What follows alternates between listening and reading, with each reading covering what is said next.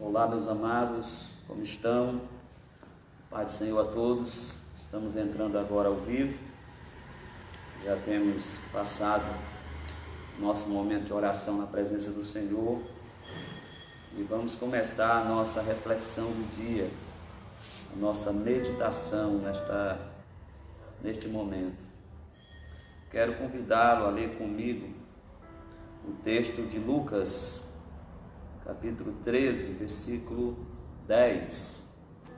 Lucas, capítulo 13, versículo 10. Leia juntamente comigo esse texto. E ensinava no sábado, numa das sinagogas. Estava ali uma mulher que tinha um espírito de enfermidade. Havia já 18 anos. Ela estava curvada, ela andava curvada e não podia de modo algum endireitar-se. Vendo-a, Jesus chamou-a a si e lhe disse: mulher, estás livre da tua enfermidade. Então ele pôs as mãos sobre ela. Logo ela se endireitou e glorificava a Deus. Tomando a palavra, o chefe da sinagoga, indignado, porque Jesus curava no sábado, disse à mulher: 6 dias há em que é mister trabalhar. Nestes vinde para seres curados, e não no sábado. Respondeu-lhe, porém, o Senhor: hipócrita, no sábado não desprende da manjedoura cada um de vós o seu boi ou jumento, e não o leva a beber? Não convinha soltar desta prisão no dia de sábado esta filha de Abraão, a qual há 18 anos Satanás tinha presa? Dizendo ele isto, todos os seus adversários ficaram envergonhados, e todo o povo se alegrava por todas as coisas gloriosas que Jesus fazia. Jesus, como judeu, ele tinha o hábito de ir à sinagoga. Era costume desde sua infância, criado numa comunidade judia, onde a sinagoga era o lugar onde se ouvia a leitura da lei. Muitas vezes seus pais o levaram ali. E mesmo quando ele inicia o seu ministério, ele continua indo às sinagogas. E aproveitava a oportunidade de estar diante das pessoas para ensiná-las, para anunciar a palavra de Deus, para anunciar o Evangelho. E mais uma vez Jesus está numa sinagoga. E como de outras vezes, mais uma vez ele realiza algo na sinagoga que não é algo que é agradável aos olhos das autoridades religiosas. As Escrituras nos descrevem que havia ali uma mulher que tinha um espírito de enfermidade e vivia nesse estado há 18 anos, e a mulher era curvada e de modo nenhum podia se endireitar. Ela andava curvada, olhando para o chão. Então, uma enfermidade na sua coluna que a impedia de estar ereta, de estar de pé normalmente, como qualquer pessoa que tem saúde. E ela vivia nesse estado já por 18 anos, uma situação triste, uma situação difícil. E o que a gente vê nesse versículo 11 aqui é que aquela enfermidade não era resultado de uma patologia, né? Não era algo que tivesse como explicação algum problema físico apenas.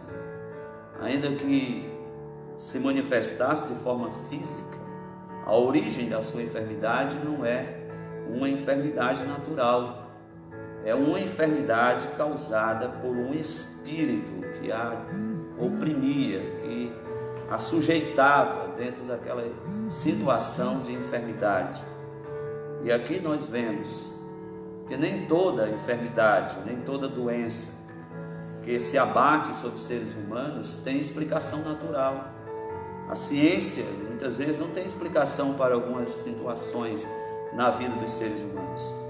Nós sabemos que, embora pertençamos a este mundo natural, a este mundo físico, a este mundo visível, há por detrás de muitas coisas que acontecem nesse mundo visível uma ação invisível, uma ação espiritual invisível, algo que se manifesta de forma imperceptível aos olhos humanos, mas que os seus efeitos são observáveis na experiência das pessoas.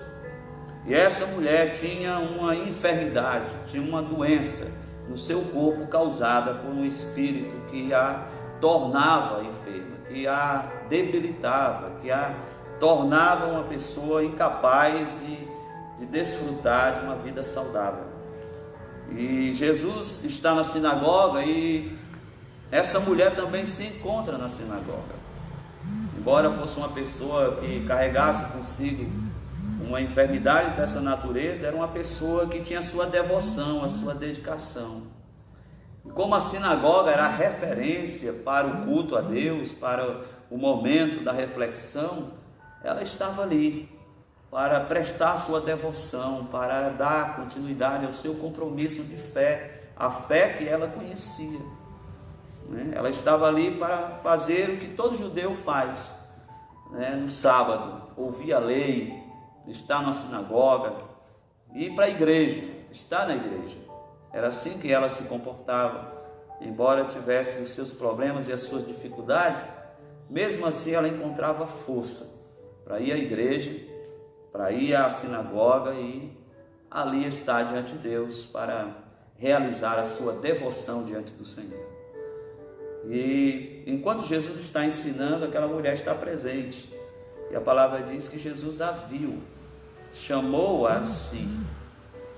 O que nós percebemos é que a iniciativa aqui é de Jesus, não é da mulher. Não é ela que se coloca como quem está reivindicando alguma coisa diante de Cristo. É Jesus que olha, percebe o seu sofrimento, a sua dor, conhece a origem de sua dificuldade e sabe há quanto tempo ela está vivendo daquela forma. Há quanto tempo? E aquele era um momento de Deus para ela.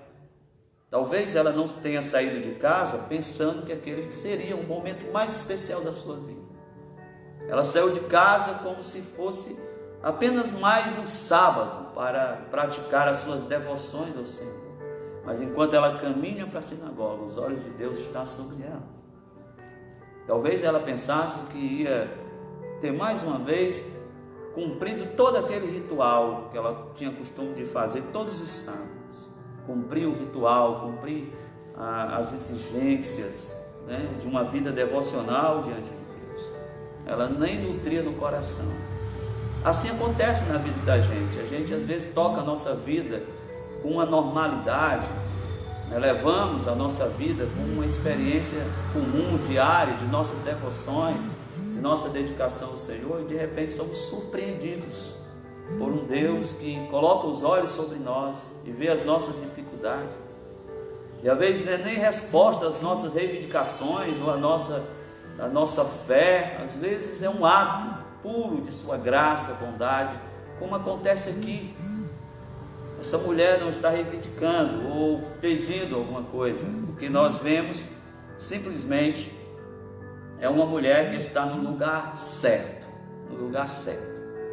Ela está num ambiente de adoração e nesse ambiente de adoração Jesus está presente. Ela está no lugar certo para ser abençoada por Deus naquele momento. E Jesus a viu e a chamou a si.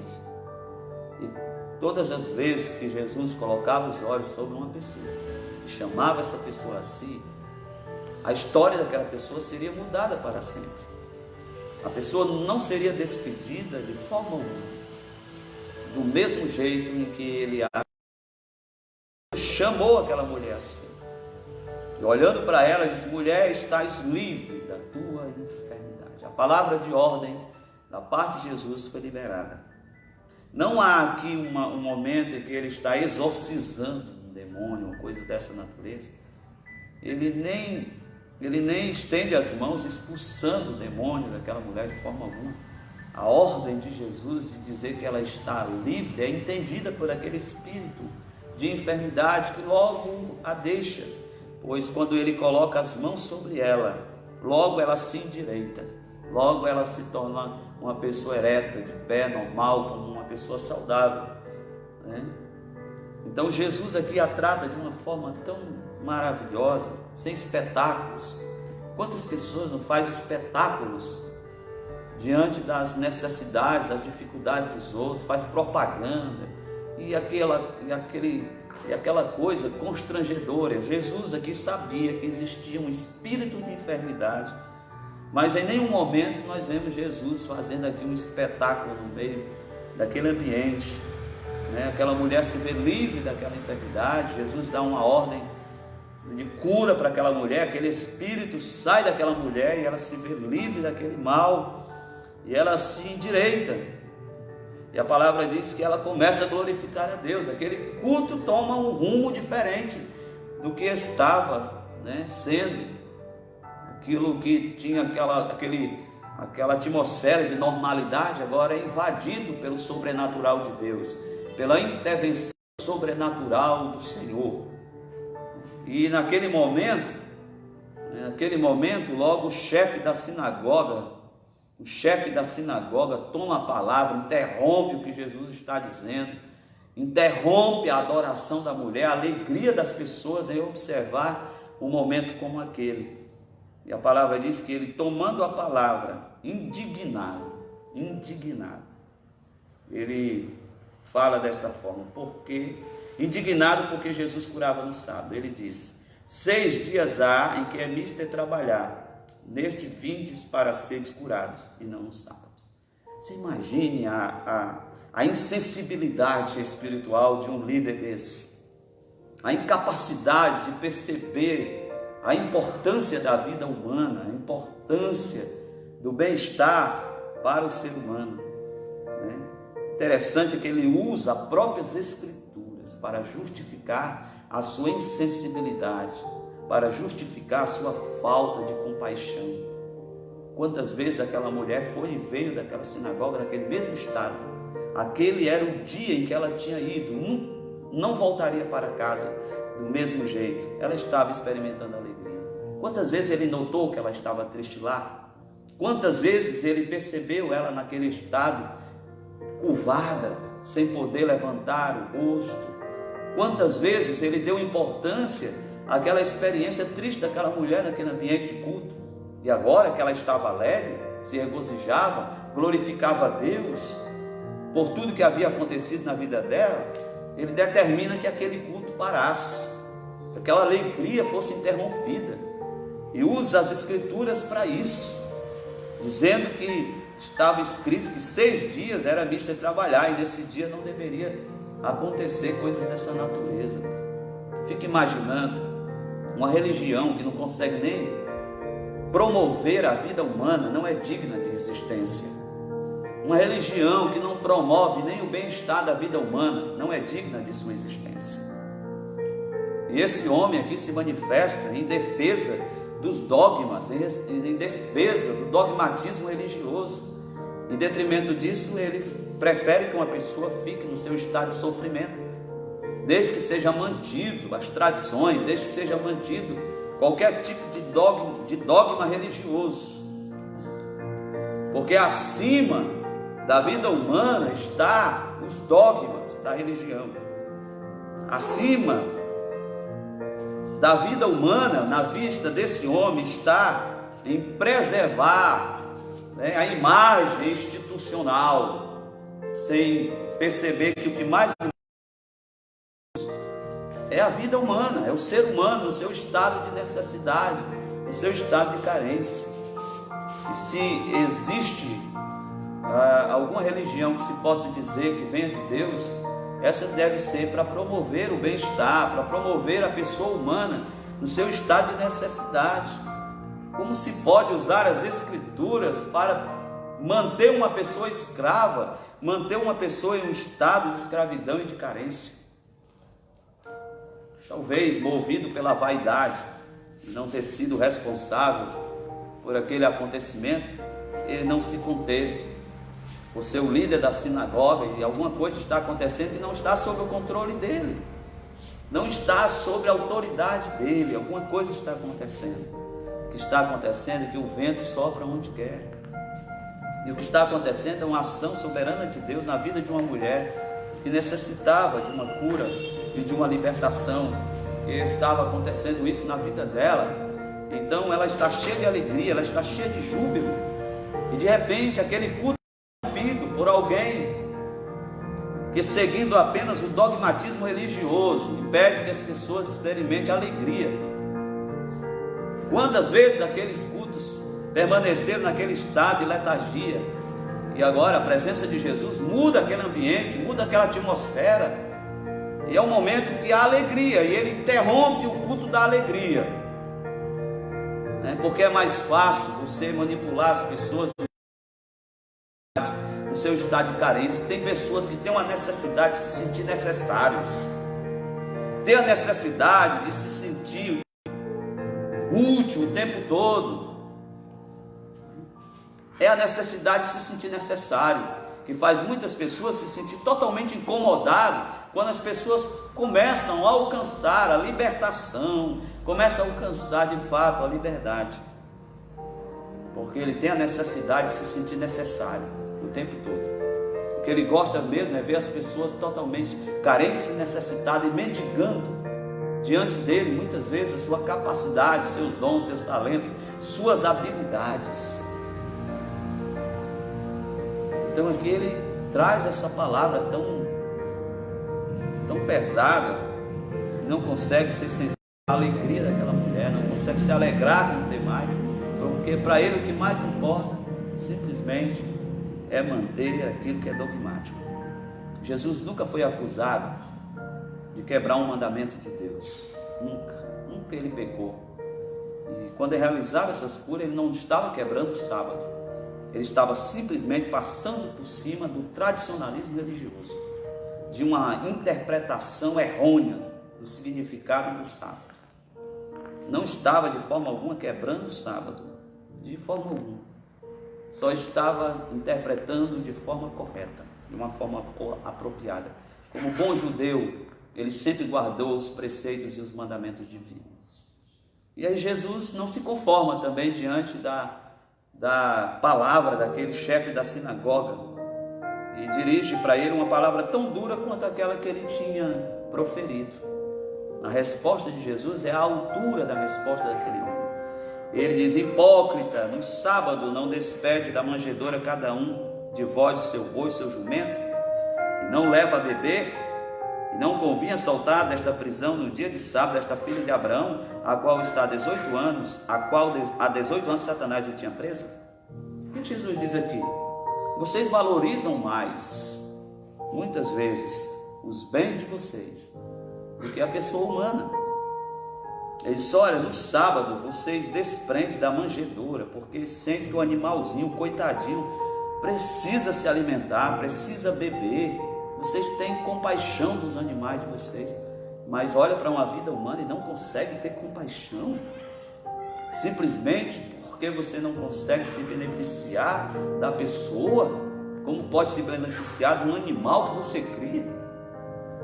Que escala de valores são essas?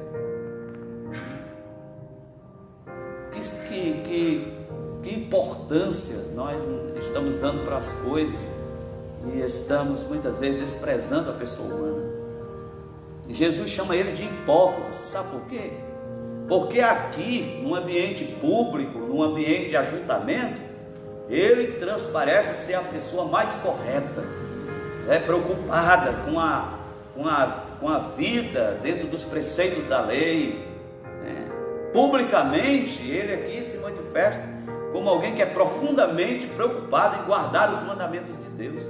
Aí Jesus vai lá e mexe na vida privada deste povo, quando eles estão em casa, como eles se comportam, porque aqui na vida pública parece serem santos e profundamente dedicados a guardar toda a lei de Deus, mas lá no lar ele diz assim: vocês lá cuidam dos seus animais, vocês soltam, vocês fazem tudo isso e acham que tudo isso não está sendo algo que está infringindo o mandamento de Deus. Porque muita gente se preocupa apenas em ter uma expressão pública de religiosidade, né, estão preocupados muitas vezes em passar uma autoimagem, né, que passam uma certa espiritualidade elevada, mas na vida particular, na vida reservada, né, não há de forma alguma combinação entre aquilo que se expressa publicamente e aquilo que se vive na particularidade da vida, no dia a dia, na sua vida pessoal. E é sobre isso que Jesus fala. Você é hipócrita, você vem dar uma de religioso aqui, você vem dar uma de pessoa que está preocupada em guardar os preceitos, mas lá no seu dia a dia você se comporta de forma daquilo que você professa aqui. É sobre isso que Jesus fala. E a indignação de Jesus é que eles valorizavam tanto os bichinhos que eles criavam, que poderiam beneficiar de alguma forma, que poderiam prestar algum serviço para eles, que eles tinham cuidado de um sábado, soltá-los para que eles pudessem se alimentar, beber água, e todo este cuidado. Mas uma mulher presa numa situação de aprisionamento, não, no sábado ela tinha que ficar dentro daquela cadeia espiritual miserável e viver sofrendo o resto da vida, simplesmente porque alguém se alimenta da fraqueza dos outros, porque alguém se beneficia da necessidade dos outros. Tem gente que tem a necessidade de se sentir necessário. Então as pessoas, quanto mais coitadinhas, quanto mais dependentes, quanto mais imaturas, quanto mais infantis, mais alimenta este ego miserável de tanta gente que tem a necessidade de se sentir necessário. Tem algumas pessoas que ficam observando quais são as pessoas que estão carentes, para ele chegar lá e dizer: o que você está precisando? Simplesmente pelo fato de que são tão vaidosos, procurando apenas se sentir necessários em qualquer ocasião. Jesus não tem qualquer atitude como esta, de forma alguma.